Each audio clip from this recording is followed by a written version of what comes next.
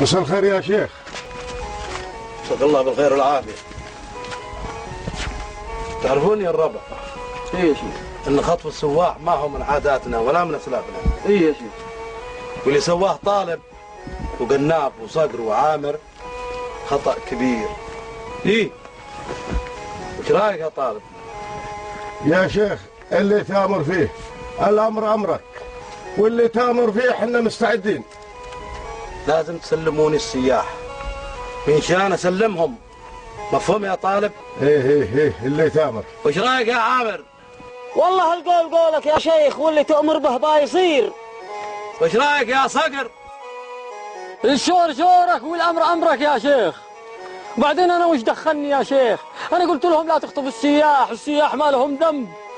قلت لهم حلوا المشاكل بطرق سلميه، ما رضوا يصدقوا. صقر. ايه هلا خراط، انت معانا؟ ايه زي ما قال. ايه وانت وش رايك يا قناف؟ انا من قيز القمع. انا من قيزهم. انا ايه يا شيخ.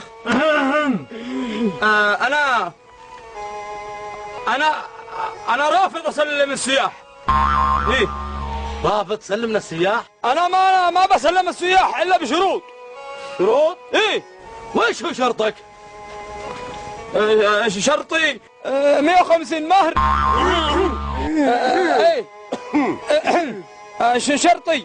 ايه انا عندي شروط يا شيخ، عندي شروط يا شيخ. وش شروطك؟ شروطي لو تشتري ادي لك السياح، انت تدي لي سياح بدالهم وانا ادي لك. شرطي عمي ناصر، ادي لي عمي ناصر ادي لك السياح، ما تديليش عمي ناصر ما نديلكش السياح. عمي ناصر والسياح تديهم اثنين، انا ادي لك السياح وعمي ناصر.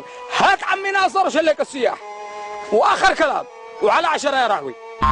الله اكبر عليك يا قناف. ايه هذا اخر قرارك يا قناف؟ ايه سلموني عمي ناصر سلمكم السياح. إيه؟ هذا اخر قرار.